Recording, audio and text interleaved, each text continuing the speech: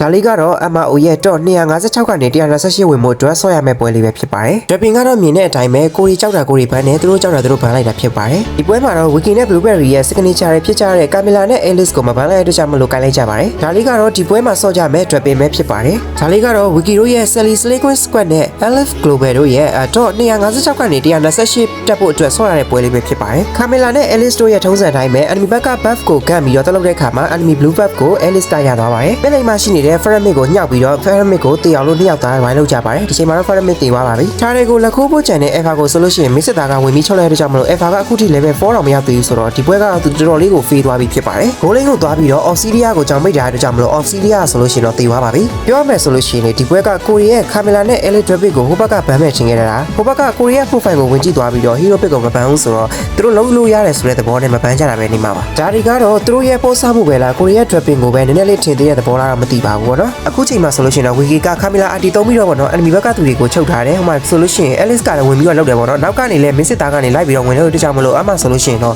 သူတို့ဘက်ကတော်တော်လေးကိုဒီမှာတနေရာမှာတော်တော်လေးကိုဖေးသွားတာပါ။တကယ်တမ်းလေအထင်ကြီးခဲ့တာသူတို့တင်ကိုလုံးဝကောင်းမယ်လို့ကိုထင်ခဲ့တာ။ဒါပေမဲ့နည်းနည်းလေးအဲ့လောက်ထင်သလောက်တော့မဟုတ်ခဲ့ဘူးပေါ့နော်။ထင်သလောက်မဟုတ်ခဲ့ဘူးဆိုတာကဟာနှိမ်ပြီးတော့ပြောတဲ့သဘောမျိုးတော့မဟုတ်ဘဲနဲ့အရန်နေကြမ်းမယ်လို့ထင်ပြီးတော့ပေါ့နော်။အဲ့လောက်ထိမကြမ်းနိုင်ခဲ့တဲ့အတွက်ကြောင့်မလို့အဲ့လိုပြောခြင်းပဲဖြစ်ပါတယ်ဗျ။အခုဆိုလို့ရှိရင်တော့ကိုရီဘက်ကတော်တော်လေးကိုထောင်သွားပြီးဟိုဘက်ကသူတွေကိုလည်းလိုက်ပြီးတော့ဂတ်နေတဲ့အတွက်ကြောင့်မလို့တော်တော်လေးကိုဒီပွဲကတော့နိုင်ဖို့အတွက်အခွင့်အရေးများသွားပြီ။စောခဲ့တဲ့ပွဲတိုင်းဟာဆိုလို့ရှိရင်လေ communicate လုပ်ပြီးတော့တည်တည်ချာချာဆော့ကြတယ်ဒီမှာဆိုလို့ရှိရင်လည်း Wiki ကဝင်မယ်ဆိုလို့ရှိရင် Alice လည်းဝင်နေပေါ့နော်။မင်းစစ်သားလည်းဝင်နေအဲ့လိုမျိုးလိုက်လုပ်ကြတာဒါပေမဲ့နောက်မှာတော့မင်းစစ်သားတော့တည်သွားရဲဆိုပေမဲ့ကိုရီဘက်က Leslie ကထောင်သွားပြီးဖြစ်တဲ့ကြောင့်မလို့တော့ဒီပွဲကတော့တော်တော်လေးကိုအဆင်ပြေသွားပါတယ်အခုဆိုရင်ပေါ့နော် Leslie ရဲ့ damage ကတော့မြင်တဲ့အတိုင်းပဲသူတစ်ချက်ပြစ်လို့ရှိရင်တန်းအောင်မှမခံနိုင်မဲနဲ့တည်သွားတယ်ပေါ့နော်ဒီမှာဆိုလို့ရှိရင် Wiki ကကိုကတာဝါပစ်ခံလိုက်ရတဲ့ကြောင့်မို့တည်သွားတယ်ကိုတည်ခဲ့သလိုမျိုးပဲ enemy ဘက်ကလည်းတည်သွားတဲ့အတွက်ကြောင့်မလို့ဒီပွဲမှာတော့ white out ဖြစ်သွားပါပြီပြောမယ်ဆိုလို့ရှိရင်တော့ဒီပွဲလေးကတိတ်ပြီးတော့မယုံကန်လိုက်ရပဲနဲ့နိုင်သွားတာဖြစ်ပါတယ် enemy ဘက်ကလည်းတိတ်တော်ရတဲ့ကြောင့်မလို့ဒီလိုမျိုးတော့256ကိုရောက်လာဖြစ်တဲ့ကြောင့်မလို့အားလုံးကိုခုံယူပါလို့ပြောချင်ပါတယ်အခုဆိုရင်တော့ Wiki တို့ squad ကတော့256ကနေ128ကိုတက်သွားပြီဖြစ်ပါတယ်